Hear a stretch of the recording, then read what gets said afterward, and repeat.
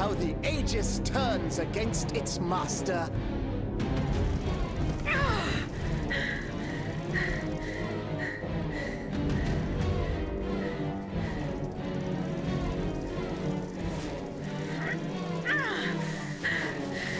You are not my master, tyrant!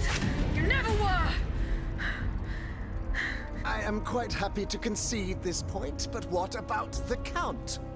Have you forgotten that he gave you life and whispered the order that animates you? Look how he runs, the coward! Do you understand what he has in mind?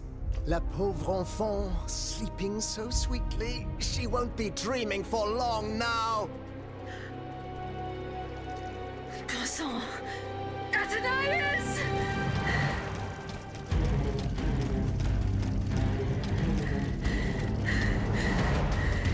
Don't move! The time has come to set you free, Aegis. This whore's soul has poisoned your cogs for too long. Adieu, sad puppet. No! Bonté Divine, I don't want to die.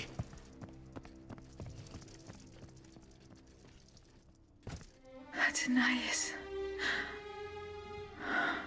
The sun is rising, and you have slept for far too long. The beauty of this world longs for you, just as you long for its light. For you are like the flowers that open in the morning. I know you, mon ami. We loved each other. Vous en souvient-il? You gave me your heart. So please, let me give you mine today. Vivez heureuse, Athenais. For it is happily that I leave this world.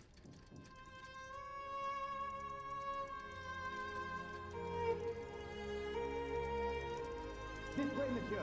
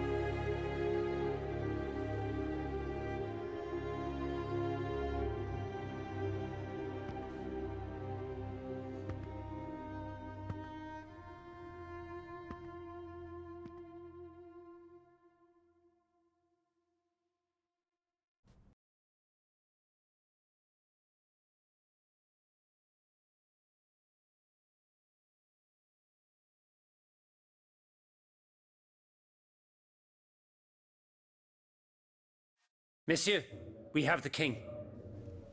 It is now up to us to wield his scepter. In this trying time, crucial decisions must be made without delay. First and foremost, we must take back Paris. And how do we do that, mon Dieu? There are automats everywhere, and they are constantly regenerated by their crimes. We have the king. Cagliostro has fled, but he is leaving a trail of blood. I doubt he will survive his injuries. As a result, the automats are left to their own devices, with no one to give them orders and no reinforcements. And since I'm sure the Parisians will no longer venture out into the streets, the machines will soon have no more souls to harvest. Sooner or later they will no longer be able to move and, par la grâce de Dieu, will become inanimate objects again. It's a matter of days, weeks at most. Mais ensuite, once peace has been restored, what of the kingdom? This is indeed a crucial issue. Leaving the nation without a government would expose it to the greatest danger. Worse, it would condemn it to civil war. Eh bien quoi, monsieur? Can you not govern together? Unfortunately, the disagreements that divide our assembly run far too deep. That which we can agree is that we have been given a chance to choose the person who shall succeed the tyrant. I claim this honor. Excuse me? For what reason, je vous prie? Enfin, simply consider the arguments for it. Speak, Monsieur le Marquis. You have our full attention. To begin with, I rescued the Dauphin from his father's clutches and ensured the dynasty's stability. The child will reign as Henri V. We will appoint someone with great wisdom to act as regent until he comes of age. But for now, we will let him mourn his poor mother, whom we regret having been unable to save. Requiescat in pace. Fie. The people do not need a crowned puppet. Yes, they do. Now more than ever before. Once the Assembly has adopted a constitution, the people will welcome a sovereign who will protect it. A king and a constitution, like oil and water. Go on, Monsieur le Marquis. Monsieur, I rest my case. Very well. Monsieur, we must now make our decision. May each of us respect this decision, and set aside our personal interests for the sake of peace and the common good. Who among you approves the appointment of the Marquis de Lafayette?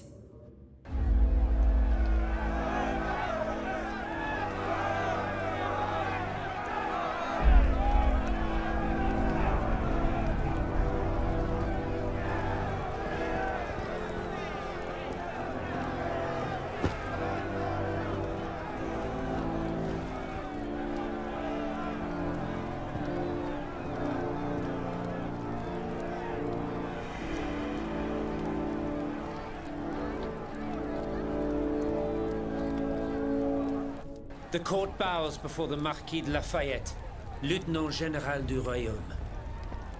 Louis de Bourbon, former King of France, in the name of King Henri, fifth of his name, in light of the innumerable crimes of which you have been found guilty, this extraordinary royal court sentences you to the ultimate atonement.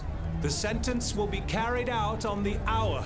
In its great mercy, the court will now hear your last words.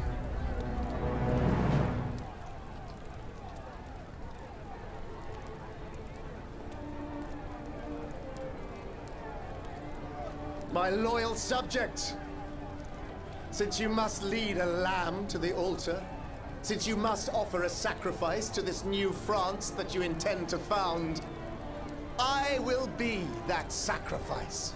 How dreadful this world is, where beauty is doomed to fade and flesh decays.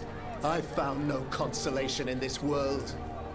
I vainly thought I was giving our souls the gift of immortality beyond our mortal bodies. The Grim Reaper was my sworn enemy. Influenced by the most awful of men, I believed that the genius of machinery could overcome death itself. Alas, I have lost this fight, and am branded with the mark of murderer. Life, even more than the crown, was heavy for me to bear. I have suffered too long under the thumb of nature, which I despised. As a child, I saw my older brother die. I lost my father in the prime of his life, and then my mother, who was even younger. My beloved daughter did not live a year. As for my son, the first of my heirs, I unknowingly gave him to drink from a poisoned cup. I mourn the death of these poor souls daily. My death will not unite us, of this I am certain. For I, in my misery, have lost the support of my faith. So, executioner, lay me down on this board of adieu. I will sleep now. Sleep at last, and not to dream.